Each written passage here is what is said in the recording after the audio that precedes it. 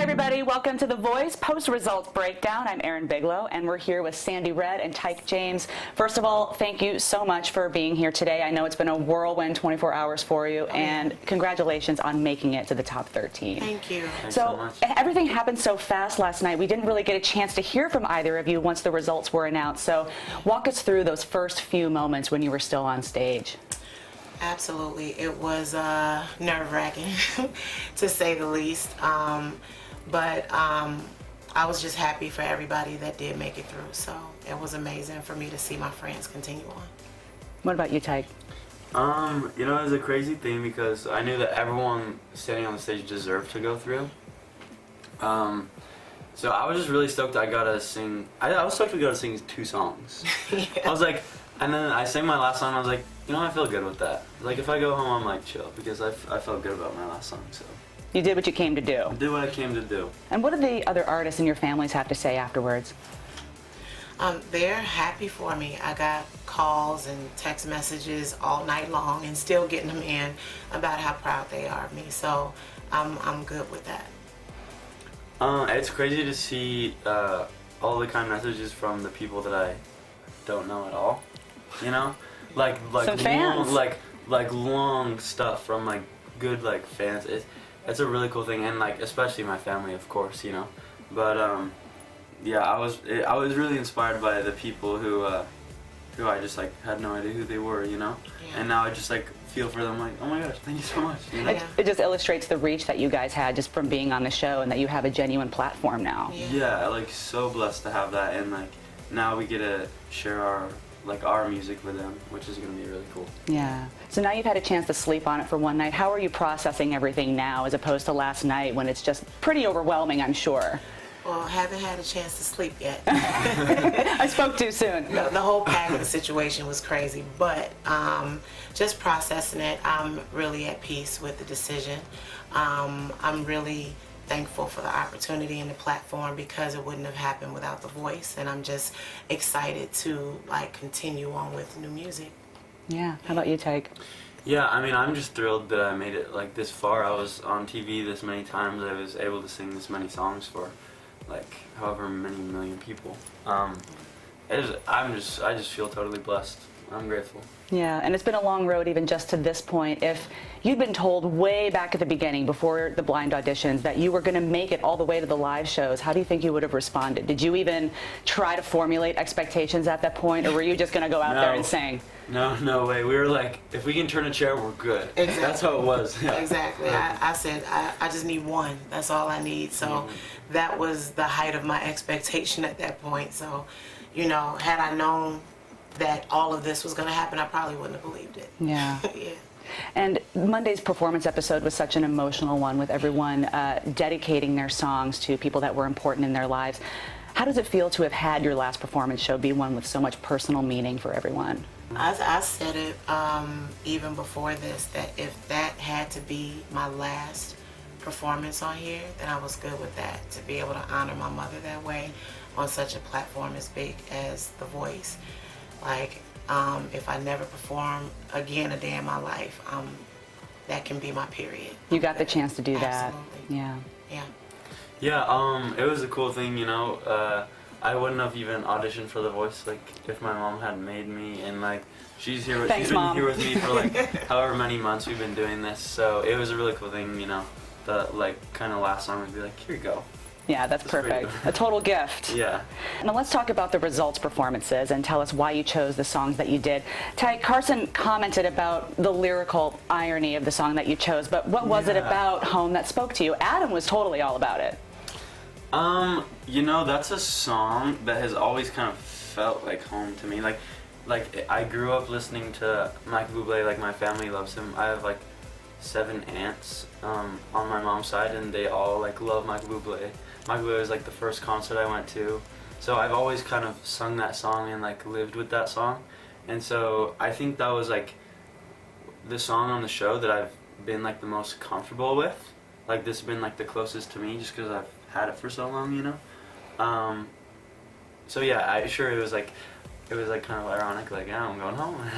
But you didn't think of it that way, obviously. I know, I didn't think of it. I was just like, it was just like a side of me that I wanted to show before if it were to be like my last song. So. Yeah. And then Imagine Dragons' Believer, obviously. I mean, there's no doubt about what that meant to you and what the message that you were trying to send. Yeah, the words definitely really spoke to me because, you know, your pain does make you a believer. I mean, I've struggled for a long time, and, you know, I know that the world is probably tired of seeing me crying, but literally it's real tears and it's genuine because I have fought and scratched and scraped to get to this point. So everything that happened was just like, oh my God, it was so surreal and so unreal that I couldn't believe it. Everything was just an emotional moment. So singing Believer and making sure that people felt that, you know, I'm still in this fight. You know, this is not the end of my story. I wanted to make sure that I made that message felt. Yeah. Yeah. And, you know, Sandy, you were a 4-chair turn. Yeah. Both of you were early standouts, so these results did surprise a lot of people. So did you try to prepare yourself for the possibility that you could be saying goodbye at this point in the competition, or did you even allow yourself to think that way? I was definitely prepared to like go home. Like even last week when we were doing the split in half, that was crazy. Yeah, that was a lot. Yeah, I mean, even just those top 24 artists were like so fierce, so heavy. You know, every one of them was so talented. I was like, you know what, like, this could be it. So like, I'm totally fine with that. And like, the thing about The Voice is like every moment that we've spent here has been like exciting and like surprising, and like she said, like it's always emotional. Yeah. You know, and it's a really cool thing. Like, you don't even have time to like think about what happened. So like you'd go home, like when we went home after like the third round, you know, we had time to like process it. I wrote like so many songs. I wrote like 15 songs, just like Between the knockouts and the live shows? yeah, because I was just like, whoa, like all this happened, you know, so much inspiration. Yeah. And so I'm like really excited to see what happens after this. So. Oh, that's great. And now let's talk about your relationship with your coaches. You were Team Adam the entire time, and you were Team Kelly and then Team J Hud. Yeah. Both of those experiences have to have pros and cons, being able to work so closely and get really dialed in with one coach, and then also having the experience to work with multiple coaches. Yeah. So kind of compare and contrast what that was like for both of you. I really felt like I had the best of both worlds because I got a chance to pick the brains of two amazingly talented and dynamic powerhouses that have walked this walk that I've been striving for and can give me some real, genuine advice coming from a very personal place. So I felt like that was like the best opportunity for me. So I wasn't mad at how things went. Yeah. Absolutely. Yeah, and I feel like that's a super cool thing to be able to work with, like the multiple coaches. But one thing, I was glad that Adam was my only chair turn. I was really glad, like stoked on that because I've had like, from the beginning, he like saw something in me, like He really did. he did, like, and he like believed in me, and I don't even know like what he saw exactly, you know, but I mean, it's been really cool to have a friendship with him, and I feel like it'll last even after the competition, you know, or now I guess. It'll keep going. But yeah, it'll keep going. No, it's a really cool thing because I feel like we have a real connection, and so I'm stoked I was able to work with him the whole time. Yeah. And SandyRedd, working with Jennifer Hudson, especially with Monday's performance of It's So Hard to Say Goodbye to Yesterday and dedicating that to your late mother, what was it like being able to connect with Jennifer on that experience? That must have been so emotional. Yeah, I mean, like she said, it allows you to really be able to connect with somebody that knows how you feel, that knows what that loss feels like. I mean, I know that me and her didn't lose our parents in the same way, but at the same time, you know, that feeling of that loss never leaves you. It's been 12 years since my mother passed away, and it still literally feels like yesterday. So I just felt like the song was just so appropriate. And letting people know how I really feel and why it is that I'm even up here. My mother taught me how to sing, so how dare I have an opportunity like that to dedicate something to somebody and it not be her, and for the world not to feel you know, what I feel. And I'm not the only one, so I felt like it was a connection with Jennifer and with anybody else that has ever lost somebody. Sure. Tyke, everyone, especially Adam, loved what you did with the Bryan Adams song, with incorporating the ukulele and some of your Hawaiian roots. Is that advice that you think you're going to take into your work going forward, or do you want to experiment with different sounds? Yeah, I'm always experimenting. I'm always trying new things for sure, and I want to do that, you know, for the rest of my life. But no, I think Adam really kind of said, like, it's okay to be different and not have to, like, do this thing that everyone thinks they need to do. Try new stuff. You're so try young. New stuff. Yeah. Try new stuff and just, like, kind of believe on it. So what individual feedback did you get from Adam and Jennifer right after the results yesterday? Any lasting impressions that they left? Absolutely. It's what I've always known and what I've always felt. Keep going. Keep pushing. This grind does not stop, and this is not the end of your story. So utilize the platform that you have and keep it moving. And Jennifer is a key example of that. Absolutely. For sure. Absolutely. Yeah. Adam just said, "That's BS, bro." He goes, "That's BS." Yeah, he was pretty upset, huh? Says, Because he was really fighting for you last night. Yeah, he was pretty upset. Yeah. I think he was a little more upset than I was, even, which made me happy. But he was like, "That's BS, bro. I'm gonna talk to you later." So. Yeah, To be continued. To be continued. All right. And what's the best advice you got from a coach other than your own? Did you guys get a chance to talk to Blake or Kelly, or did you get a chance to talk to Adam at all? Everything moved pretty fast, and I know that they wanted to focus on the ones that are moving forward because they have so much more left to do. Like, literally, you're still hitting the ground running after that entire process has Sure. just happened on TV. So they, you know, we were kind of whisked away, but they made sure and checked on us and made sure that we were all right.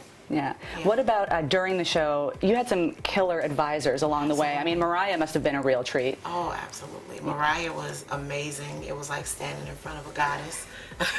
Everyone's reaction as they came yeah. out and saw her, like one after the other. Everyone just about Because they fell over. wouldn't tell us who it was. Like, it was this big, huge Yeah. secret. And that was a worth it surprise My for God. sure. Yeah, absolutely. She was amazing. That was really cool. Yeah. But yeah, everybody's advice across the board has just really been, you know, really be yourself, you know, and don't be afraid to put everything into your performances. So that's the best advice Yeah. that I feel like I've gotten. All right. It's amazing that you guys made it to this point, and no regrets. But looking back, if you could have done anything differently, if there's something that, oh, I wish I would have, what would it be? I actually have no regrets. I I have feel no. like I would do everything just the same because, you know, I kind of prepared myself early on that what God has for me is for me. So it doesn't matter what I do. If whatever level that I'm meant to get to is where I'm going to get to.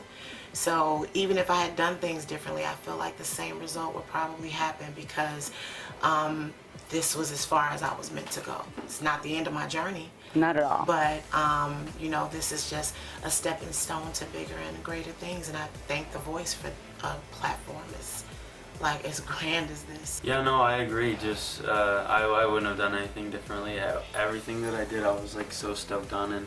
And all the moments on the stage were just so fun. I remember every time I left the stage, I was like, dude, if that was, like, my last performance ever, like, I can die tonight. Like, I'm fine. Just kept getting better along the way. Like, they were just so fun. And, you know, having, like, a sick band behind us, you know, God, yeah. is so sick. And Amazing. just being able to, like, have a mic and, like, interact with, like, a crowd that big, you know, I've never been able to do that. No, I wouldn't have done anything differently. That was just it was such a fun time. All right, so take us behind the scenes about anything that the viewers might not have seen. Anything surprising about the coaches, quirks or mannerisms? You tweeted something about hot Cheetos the other day. What are some fun facts that maybe people don't get to see? Okay, I don't know if the coaches eat these but like all of the staff eat hot Cheetos. You seemed pretty stoked about it. I was so stoked. Like, I don't like Twitter. Like, I don't even know like how to Twitter. Like, I only Twitter what they tell me to Twitter. But then I was like, everyone eats hot Cheetos. Like, everyone eat hot. I'm sensing a theme. Yeah, I know. Like, everyone on the staff like eats hot Cheetos. Like, I see them like with a bag. Like, come grab a bag, and they have like the bags there. Alright, that's cool. Any fun facts you've noticed or picked up along the way? I don't necessarily know if it's fun. However, you know, you see all of these different shows and you wonder really what it is like behind the scenes, and you think of these, you know, machines and everything, and you know, I mean, basically my whole experience behind the scenes was absolutely amazing, from wardrobe to makeup to hair to everything, and I didn't expect that. Takes a village. Yeah, yeah, like, I mean, because it runs so smoothly, you expect for things to kind of be cold and distant, and everybody's so loving and caring, and they really sort of like hone in on making sure that you have the best experience possible. So that was a surprising fact for me, and I enjoyed it. It's a family. Yeah, absolutely. It's a family. It really is. I have to add, like, the people and like the hair and the wardrobe and Yeah. like the producers and even just like the people that like help the contestants. Everyone is just like so cool and amazing. Like, it was so, like, I'm surprised they're not in front of the camera, you know, because they're just so dope and cool there. Yeah. Like, they could have like a separate show, like the camera facing the other way. Little like, spin-off. Like a Oh, little yeah. spin-off. Like, Absolutely. everyone is so cool and amazing and kind. The voice behind the voice. Exactly. There you go. All right, so going forward, obviously, this is not the end of the road for either of you. What's next for you musically? Well, I definitely plan on setting some tour dates, so fans can look out for that, and making some new music to put out as well. So that's coming soon. Absolutely. Yeah. I'm hoping to get like a song or two out within the next couple weeks, actually, and then like I'm buying a van. You know, the voices give me enough money to buy a van, so I'm buying a van. I'm gonna tour around. I'm gonna hit California, Arizona, Utah first, and then I'm gonna go to Texas, work my way over. But yeah, just more music, man. Would you do it all over again if you could? Heck yeah. Heck yes. So fun. Yeah, the voice has made it a really good experience. Even the exit experience feels stellar. So Yeah. That's saying something for yeah, sure. I mean, they really care genuinely about how we feel coming in and going out, and that's something that is completely unheard of. So I'm very thankful for that. All right. Well, on that note, thank you guys so much for stopping by, and congrats again, and we can't wait to see what's next. Thank Thank you so much.